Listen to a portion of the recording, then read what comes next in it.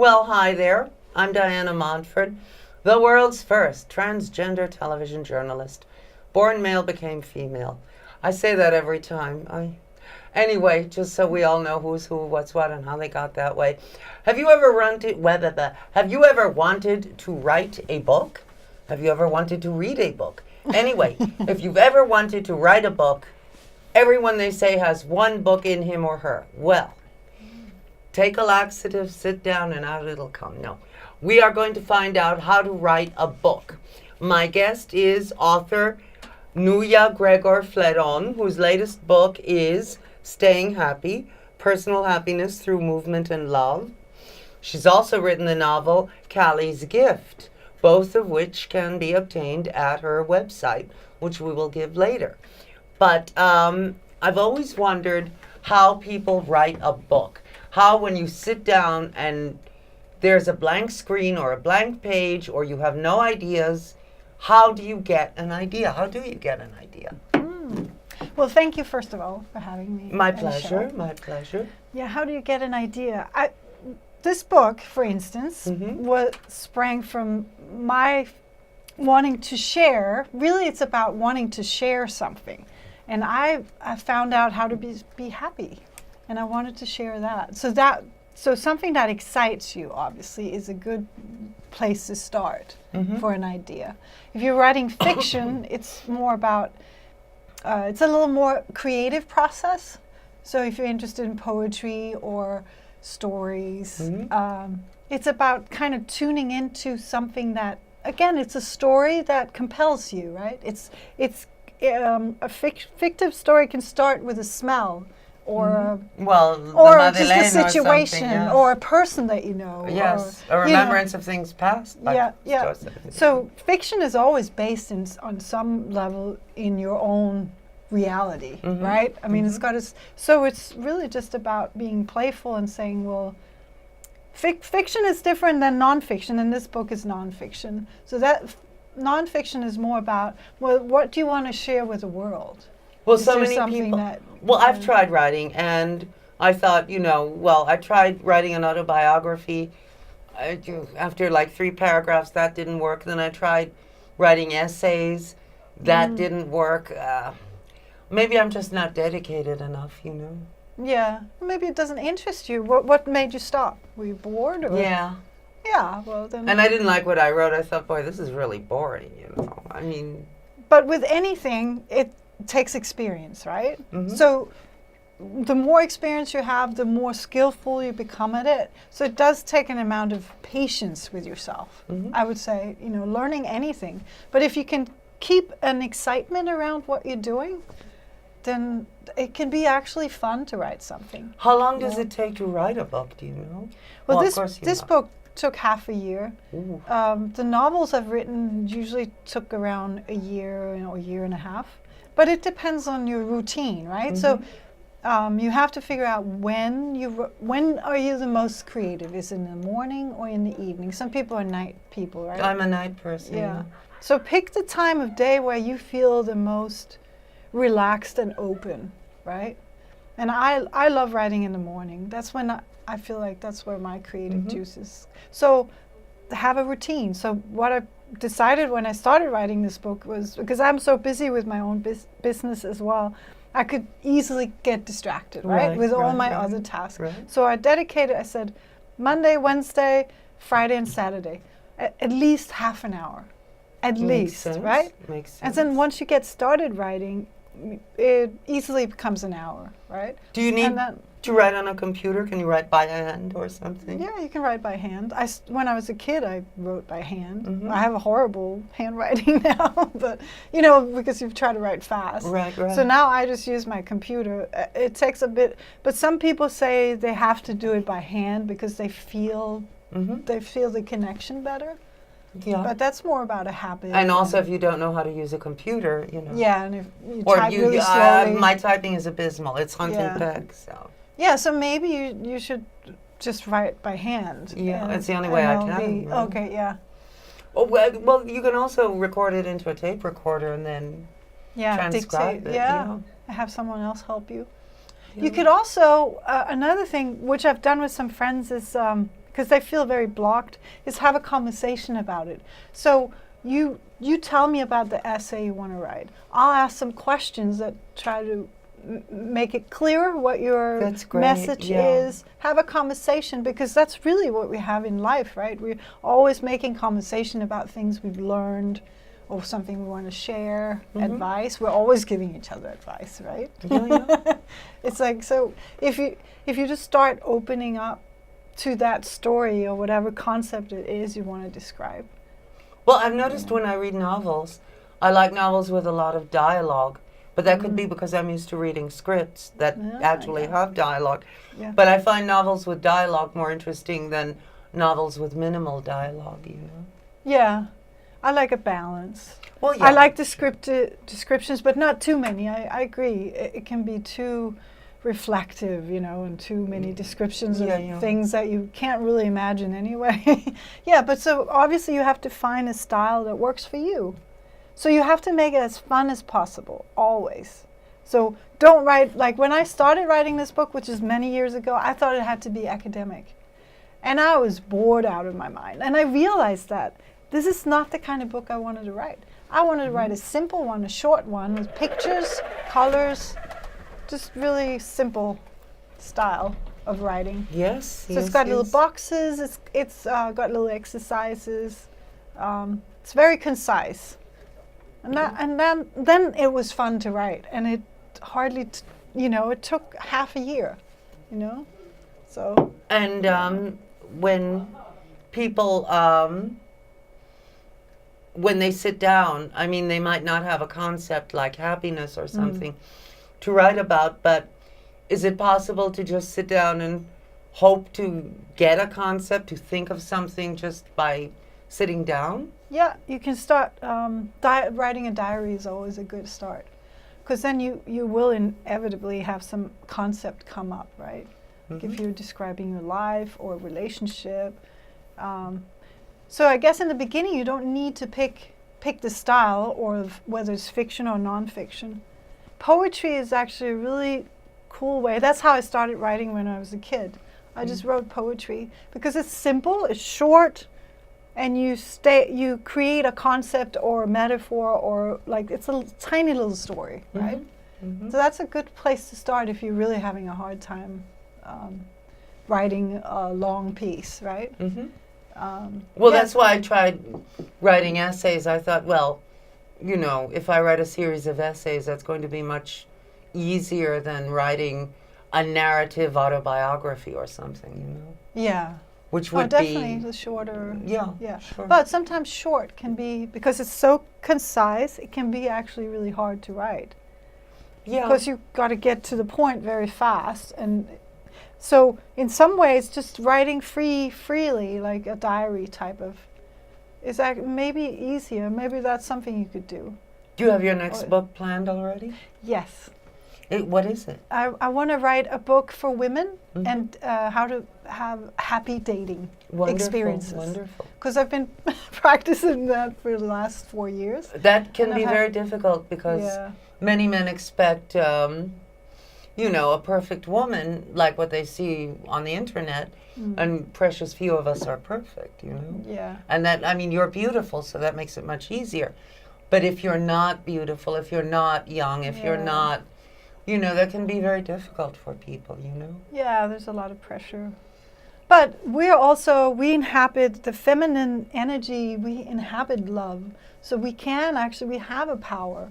We can overcome the judgment that we might experience around men. Because it's also something we decide is there, right? But if we can override it and actually have a great time, because men do also want to be happy, and they love being around the feminine energy that's playful and open and loving and kind. And so it benefits everybody. Now, how do you find a publisher? Well, I have just overwritten all of that, and I'm my own publisher. I'm so lucky that I know how to design a book. Exactly. Well, you designed the entire book. Yeah.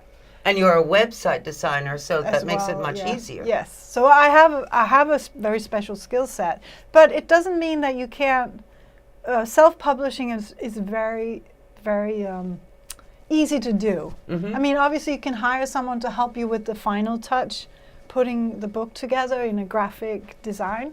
And then you just use Amazon or Lulu.com. There's probably a lot more out there, but it's called print on demand. So you load your book into a printing company of sorts, and then you can just purchase whatever number you need.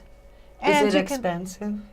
Well, this is a color book, so it costs $10 for me to buy. And then I can sell it for whatever I want, right? So, but a regular book without colors inside, because I have colors inside. Absolutely. And that would drawings probably and all cost sorts about of- $4 to print. Wow. 4 or 5, maybe. Yeah. And so it makes it really easy to do your own publishing. Well, nowadays. today you don't really need a publisher, a television station, anything. Thanks to the internet, everyone can do anything. Really. Yeah. We just got to find a way to find people, and there's a number of social marketing tools you can use. What are like they? Facebook, Instagram, LinkedIn to some extent, but Facebook is actually excellent, and YouTube as well, because I am planning on doing little videos for my book to promote every chapter, talk a little bit about it. So that's another way to reach people, because they love seeing videos. Yes, That's and in today's popular- world, more people seem to be conditioned to watch a screen than to actually read a book. Yeah. Which is interesting, you know. Yeah, well, because maybe they're already reading a lot on the internet, right? We're still reading. It's just not necessarily books we're reading, because this book I'm also going to produce as an e-book, so that you can use your e-reader. Which to is read it. what so many people do today. Yeah. So I think people are still reading. It's just that we use different media now. It's not just a book per se, right? Well, it's like the film industry. I mean, what you're watching now is a film. We are filming this. Yeah. It's not on film, but it's every bit as much a film as a film from the 1930s. It's all the film industry. It's just changed so much. Yeah. You know. Yeah. It's fascinating, right? Yeah, we keep evolving. And that's great that we do, you know. Well, anyway, so when you have a concept, because I know that's the first hurdle, right? The hardest hurdle. Yeah. Many people quit when they don't have a concept. Yeah. So once you have that, I would say people work differently, but you have to create a structure. So it's good to have a synopsis. It's good to kind of write some notes about where do you think the red thread is of your story? Where do you want to go? Like, where's the beginning, middle, and end, right? Especially with a novel. Do you have to write a list of characters so you don't forget a character? And so it's always good to explore characters and environments and worlds. I mean, it depends how complex your world is. You know, like I like to write sci-fi and stuff where you create a whole new world. Exactly. Right? But so it's good to write a little bit, like some snippets about your characters and whatever comes up. When I write, it's not that organized. It's more like I'm just letting. With this book, I had to be more organized, obviously, because it's a how-to book. Yeah, it's a. But with fiction, it's like, okay, it's more like feeling like, okay, my character actually grows as I write about the story, right? So first I just have this idea for a story, right? And like Kali's Gift is a triangle, is a love story. Right. So I had that, the drama in that, right? And then I created my characters around it. I created the location, and then I started writing and having the dialogue, and then things happen. It's magical, you know, because you can't possibly know the whole plot, at the beginning. Yeah. So basically, the characters tell you where they want to go. In a sense. Yeah, because you kind of go on a journey with them, and that's fun. With nonfiction, you got to have a little bit of more structure, but obviously you can change it on the way. So it's always this balance between not stopping yourself from writing, right? Because the mind will go in and be very critical. So you have to turn that off, because you're not going to need that in the beginning. You're going to need that down the road once you have a manuscript. You're going to have to look at it critically and say, does it work, what I wrote? Well, some of us, I know I'm not stupid, but I sometimes think, am I bright enough to write a book? You know, I mean, who cares, you know? Yeah, because maybe it's just, like you said, we all have, I believe you, we all have at least one I story read that to tell. somewhere, you know. Yeah. That we all have one book. But we all have had a life journey. I mean, and that's interesting. Yeah. And that's what we share every day with our friends or family, or so I think it's a great exercise, a good challenge, and it doesn't have to be a very, very long book either, you know. And you are blessed with writing talent since childhood, which is wonderful, you know. Yeah, I was always interested in it. It Isn't was my that great? therapy. It was my first therapy to be becoming more happy. Isn't that great? Writing. Yeah, because I would write all my feelings out because I didn't always understand them. Mm-hmm. So yeah, that was my first beginning. And then I started smiling to people. That's good. That was my next exercise.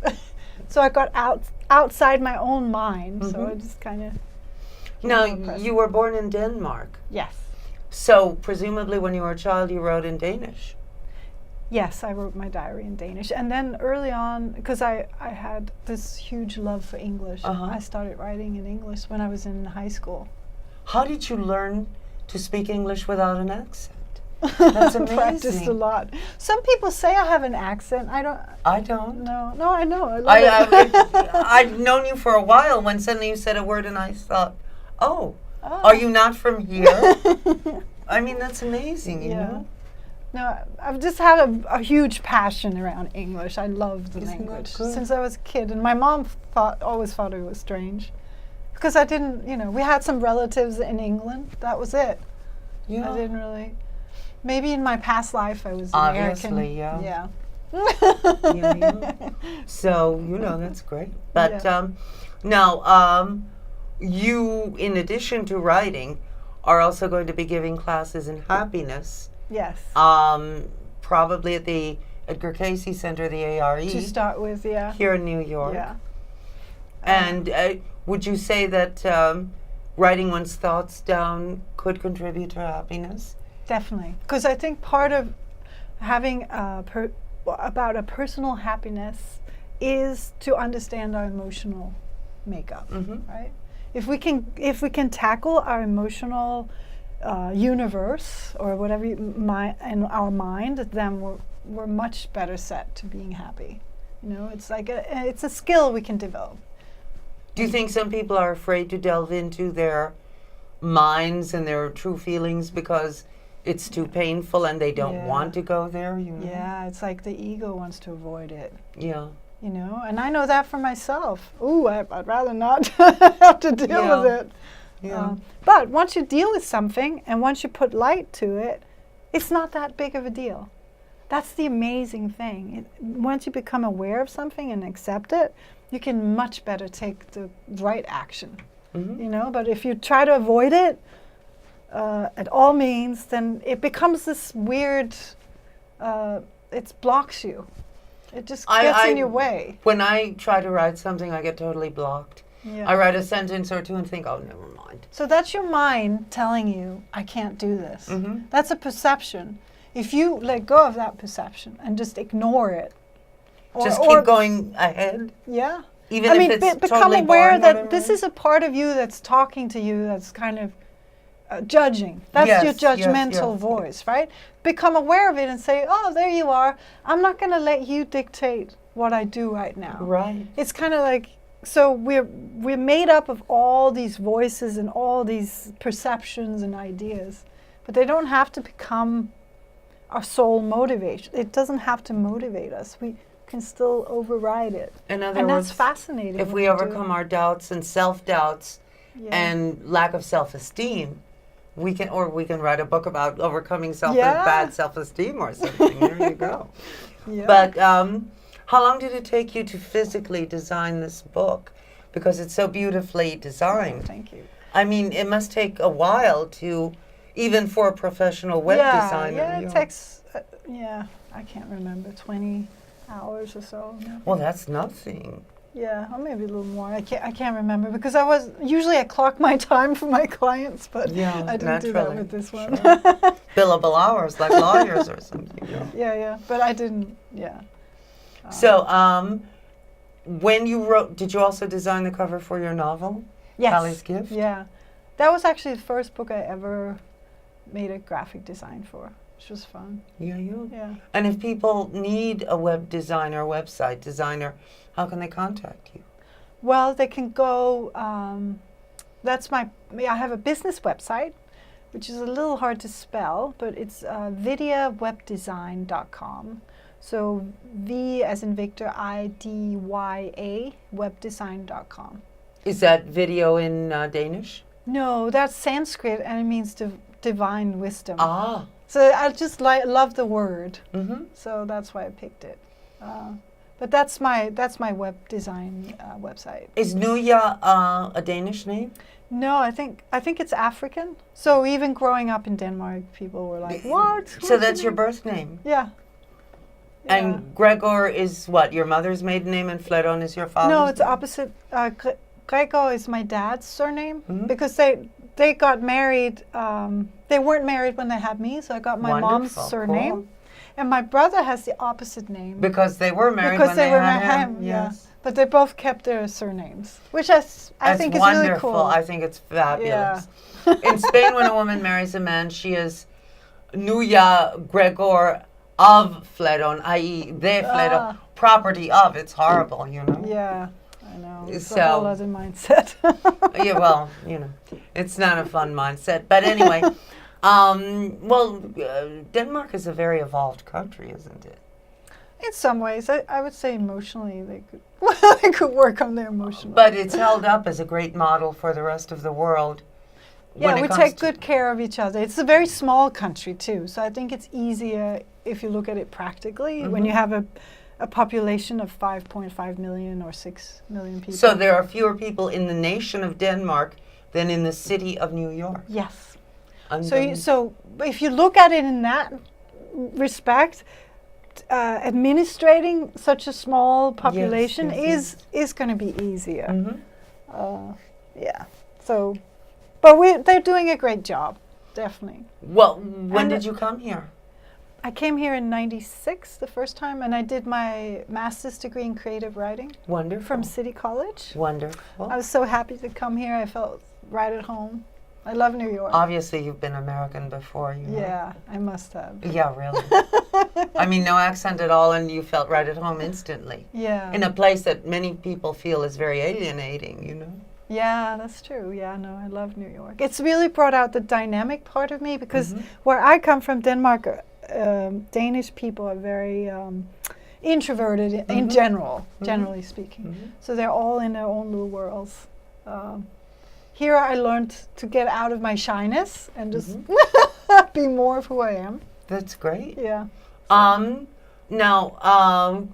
again, to get your books, both this one, which is Staying Happy, Personal Happiness Through Movement and Love. You mean movement, of course, in the sense of dance and other things. Yeah. And as we discussed in another interview, it's not, you don't have to go to a dancing school, you just turn on music and dance. Yeah, because that creates this joy juice. It's a natural high, actually. Yeah. So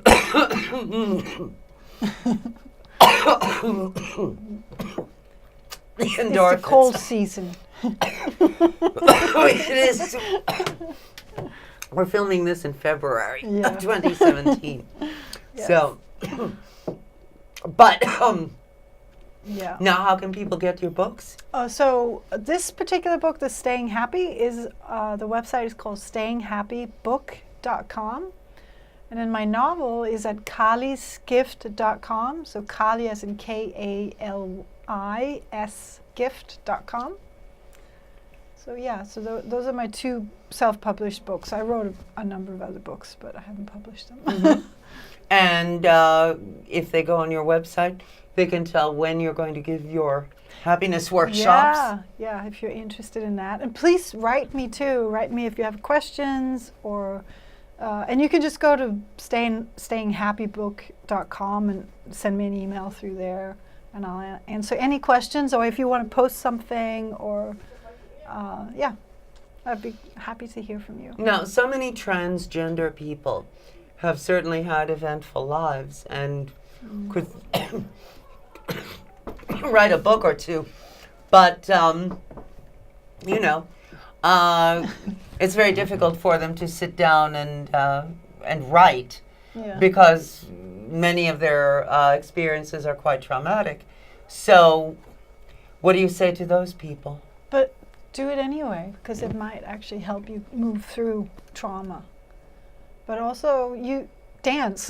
Dance is a really good way also to move through experiences that are traumatic. Yeah. But writing is, I think, share your story with the world.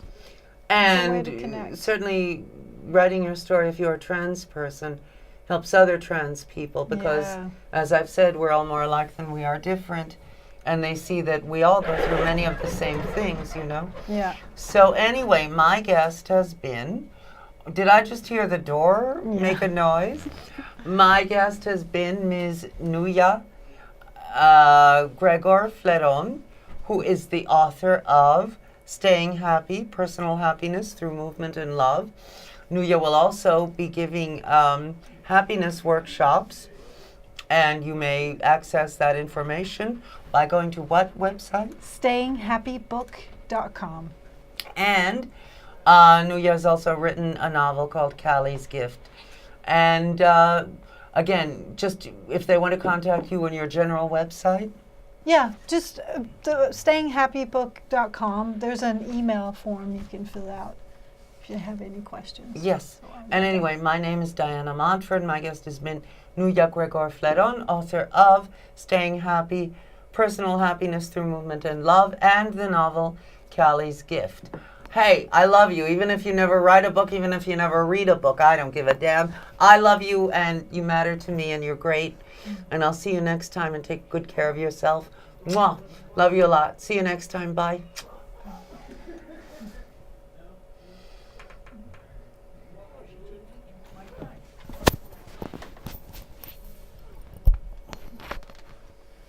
Okay. Man, are you done? Yes, we We'll have a are. live show in like 20 minutes. Okay, well, we're done.